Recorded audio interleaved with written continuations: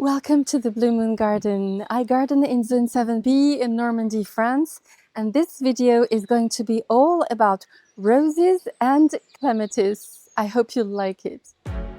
I've been chasing beauty and painted gold, but I found the real me in clouds of smoke. And I had a revelation, I should really have more patience. But then I look at the time and I notice I'm behind. I've decided to talk about roses and clematis in the same video because in my garden they're almost blooming at the same time. Not all clematis types bloom at the roses season, so if you love to marry a rose and a clematis on an arbor, for example, make sure to check their flowering time. For instance, Clematis montana Maylene, that I showed you in a previous video, flowers very early in spring, and there's obviously no way I can make her bloom with my roses. To make both climbers bloom together, I've mostly planted varieties that flower at the end of spring and through the summer. The majority of my clematis belong to the Viticella species. And there's a sanitary reason for this. The Viticellas are quite resistant to a disease called clematis wilt. This disease will suddenly turn the stems and leaves all brown as if they had dried and died. Clematis wilt will mostly affect the large flowered hybrids. So given that my soil and weather are very humid and that it's precisely an excessive humidity around the crown of the plant that encourages the disease, I have very few large hybrids and mostly Viticellas. However, a few exceptions apply, and it's the case for Clematis Comtesse de Bouchaud, a very healthy large flowered hybrid. You can see it here in company of the Rosa Laguna, another plant chosen above all for health reasons since she received the ADR certificate. Let me explain a bit about ADR. This certificate was created in the 50s by the German rose breeder Wilhelm Cordes to reward roses that have proven exceptional health and resistance after being tested 3 to 4 years without any pesticides in many different gardens with different growing conditions. So it's a rather good health indicator, and Wikipedia also lists many of the cultivars that received the ADR award. On Cordes Roses webshop, you can find a category with only roses having received the ADR label. Go under Shop by Type and ADR Roses. Laguna is a rose by Cordes and she's the most scented one I have. Although I must say it's very strange, because the intensity of the scent varies from year to year. I wonder if it has anything to do with the climate or the nutrients in the soil. She is quite prickly, but her rich color and generous personality are worth it. I was surprised to discover that despite her ADR label, Laguna still gets black spot in very humid conditions. So if your climate is as humid as mine, and if a bit of black spot draws you back, maybe it's better to go for another variety. Laguna's growing habit and height are perfect for this arbor. And serious rose web shops will generally mention the growing habit, the height, and many other info such as the perfume, whether the plant tolerates shade or not, and even sometimes provide customer pictures to see how the whole plant looks in the people's gardens. As many gardeners, I always ask myself questions about what promotes health or diseases in our plants, and I've noticed that my shrub roses have had no black spot at all since I've started trimming them a few centimeters or inches above the ground at the end of winter, regenerating the whole plant from scratch. But if I only prune half of the height to keep them taller, I do get black spot, even on some ADR roses. Certainly because they keep diseased material on the plant from the previous year. So this could explain why my climbing roses such as Laguna, that necessarily keeps its structural stems unpruned, may keep its pathogens from one year to the next. And here's a little reminder about how to prune climbing roses. I've drawn a timeline for you with years divided into dormant and growing season so that you can see what operations to do during the dormant season and what the results are during the following growing season. When you buy a climbing rose, you receive something that looks like this. It's basically roots and just a few sticks above it. If it's bare roots, I mean, because that's the best way to buy roses. Then you will plant your rose, and I suggest you plant with the level of the ground slightly above the crown. The crown being the place where the roots meet the stems. If you plant your crown higher and your roses grafted, you might have your rootstock producing vegetation and your rose reverting to the rootstock type and not being the cultivar you chose. Okay, so once you've planted your plant, now the first spring it's going to create new shoots for you. And they will be very long shoots, but they will not bloom, or maybe they will have just one bloom at the top. The role is not to bloom, they are the structure of your plant. You will have to bend this structure as horizontally as you can, because bending horizontally will promote the growth of lateral branches, and lateral branches are what is going to produce blooms. The blooms will only come on the lateral branches. So during the first growing season you got long main stems but no blooms, and during the second growing season you got many blooms on your lateral stems, but you haven't pruned anything, okay? And you especially haven't pruned the structure, the long stem. Now the following winter, so that's year 3, you'll find yourself with this kind of rose. So the flowers are fallen and you have the lateral branches, and you will have to trim above the third eye, okay? I put it in red here. So that's before and that's after trimming, after the third eye. But you're only trimming the lateral shoots, you're not touching at all the main stem. Come spring, the lateral shoots will grow and produce flowers. And this cycle is now going to repeat every year. That's what you will have to do every winter, prune your lateral shoots at the third eye.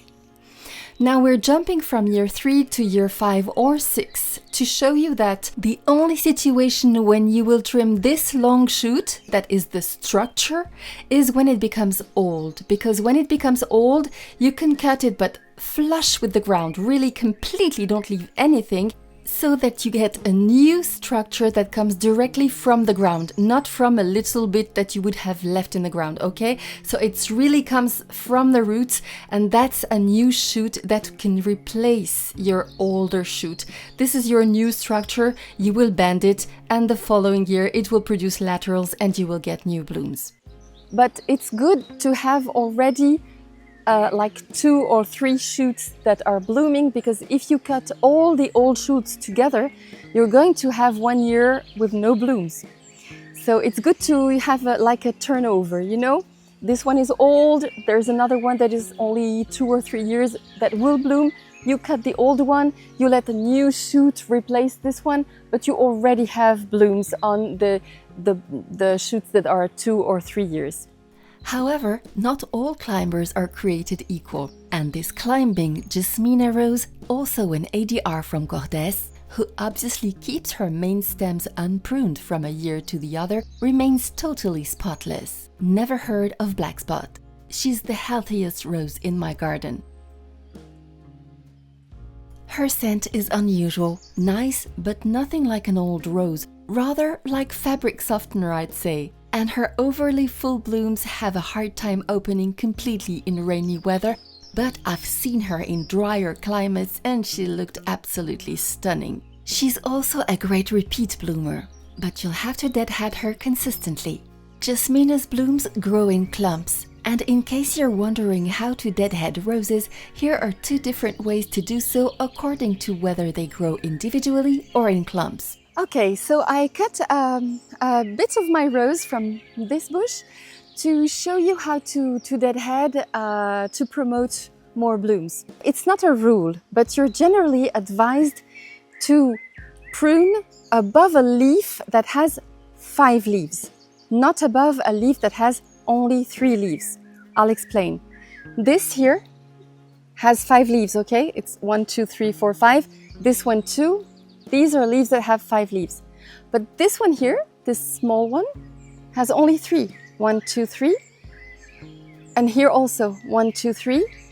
So the reason why we always say to prune above a leaf that has 5 leaves is because if you prune above this tiny leaf that has only 3 leaves, this spot is not strong enough to produce a new bud, to produce a new flower. So if you do want to trim this flower and to have another flower come here, because this is a leaf that has 5 leaves, so you could prune it here. Now, as you can see here, I have another rose. It's a beautiful bud. It's still on the shrub, okay? And it's going to bloom, it's going to make a beautiful flower. So if I cut here, I'm losing this flower. So no, I don't want to do this. So I will make a first deadheading where I will deadhead here or there. Personally, I would deadhead here, like this. I would enjoy this bloom when it opens, and when it's over only, I will trim above a leaf that has 5 leaves. If there is nothing interesting on the plant, you can go a bit further down to promote new growth. If you have another branch here with beautiful roses, you will get higher up. So personally, I would like to do something like this. And it's not too ugly because you have the leaf going here, so you don't see the little stem coming out. And soon you might have a new bud coming out here. Some roses, such as Jasmina, grow in clumps more than individually. So this whole clump can be pruned together when you want to deadhead. It's easier than deadheading every single flower. So I will wait for the whole clump to be tired, which is the case. Even this one is already quite tired. So I will deadhead the whole clump. I'll be looking for a leaf that has 5 leaves and I will cut above it. I think this leaf with 5 leaves is a good one. It's green, it's healthy, it's fine. So I'll just go here and cut. You can see her here entangled with Clematis Viticella Solina, a soft lavender vine that will keep blooming and occupy the arbor while Jasmina Rose takes a short break after her first flush. Planting a clematis together with your rose is a good way to keep color for a longer time on your arbor or trellis. Yet, don't worry, Jasmina Rose will give a generous second flush of blooms later on. She's definitely a reliable and healthy rose. Obviously, her ADR label is well deserved. Don't, however, limit yourself to ADR roses, since some excellent breeders such as David Austin do not wish to enter this competition and still breed very healthy roses. I bought all of my David Austin roses from this most healthy roses category, and Eustacia Vye is one of them. She has a sweet fragrance, her nuanced colors are adorable, with a bit of peachy heart deep inside the light pink petals, and she's very healthy, especially since I started pruning her very severely, only leaving about 15 centimeters, 6 inches above the ground. She pairs beautifully with Salvia Caradona. Her neighbor carries a darker pink and is called Princess Ann. Her color is very vibrant when she just opens, and she then fades to a duller pink that I'm not particularly fond of. You can see them here with the mismatched Alstromeria Brissac. This was a label error on my part, but I'll move this orange Alstromeria and replace it by a pink one for a more harmonious display next year. Pomponella can be treated as a short climber or as a shrub rose, and since I didn't know what to choose, I did a bit of both, only training one of her long shoots on my gazebo and letting the rest grow freely. And this image confirms that the stem that I don't prune because it serves as a structure for the climbing part is full of black spot, whereas the stems that I pruned severely last winter are almost spotless. She is one of my favorites. This girl blooms very well, although she's in part shade, and I love her hot pink clusters that really do look like pom-poms. She's not scented, or at least not to me, but her growing habit and color are really very sweet. The two delicate beauties you can see on each side of this allium are Roald Dahl and Emily Brontë. Roald Dahl is more on the peachy side and is probably my favorite color for a rose. It has very pretty blooms and an overall nice growing habit. Its color seems to be very changing, sometimes looking almost yellow, but I most like it when it has that light peachy pink tone. It will definitely get black spot in my climate if not pruned hard in winter. Yet see the difference with the one that I have been pruning hard. Incredible, so clean and healthy. Emily Brontë is on the pink side. It's such a subtle pink, it's almost just a blush really. She's a great softening partner for bolder flowers such as this Alstromeria Indian Summer. Right behind them, an arbor welcomes several clematis. The darkest one is Clematis jackmanii purpurea, a rich colored flower that really looks and feels like velvet. Try to plant her in a spot where she'll get the setting sun because her purple glows wonderfully in the golden hour. She'll allow you great plant matches with other purple, blue and lavender flowers such as salvias, alliums and supertunias, but also with warm pinks or oranges such as this Alstromeria Brissac. She's quite vigorous and will reach the top of an arbor soon after being planted, but she shouldn't get too large or messy. Another great match for this clematis is actually another clematis. Here, the other side of the arbor is occupied by Emilia Plater, a Viticella Clematis in the most delicate lavender tone. Don't let her delicate looks fool you. She's very healthy, super easy to grow and maintain. As all Viticellas, she belongs to the third pruning group, the easiest one to prune. You can just cut everything about 20 centimeters from the ground at the end of winter and it will stimulate fresh new growth. Once they're well established, you can also choose to prune higher up if you want them to grow taller. Just be aware that they will only bloom on the new growth, so if you prune 1 meter above the ground, the first blooms will start at 1 meter high. This is perfectly fine, for example, if you have a plant covering the lower part of the stems, such as my Geranium Rozanne here on the right. Emilia Plater's dimensions are also well suited for a trellis, and I have her here together with another dark clematis called Black Prince. This guy is much more vigorous than the other clematis I have and will definitely need a large structure to welcome all his energy. His deep color is a great match for lighter yellows, pinks and oranges, such as this Alstromeria Henri. I have several Viticellas that are quite similar in color. This allows me to extend the season because some bloom a bit later than the others. Just a tad darker than Emilia Plater is Solina, who blooms equally well in full sun or dappled shade. I have her grow in a pine tree and she's perfectly fine with that. Always on the lavender side are Prince Charles, the lightest one, and Sunny Sky, the darkest one, bringing color to this large spirea that has finished blooming a long time ago, but looks pimped by the presence of these two pretty vines. Perle d'Azur is also another alternative or complement if you love lavender clematis.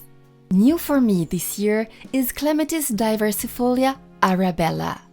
So this one is not a Viticella, but is nevertheless very healthy and happy in my garden. She received the RHS Award of Garden Merit and it is well deserved. Isn't she awesome here, climbing up a Pittosporum and a Sambucus Black Lace, contrasting both with the very light lavender of Delphinium Highlander Cha Cha and with the super dark foliage of the elderberry. Love this combination.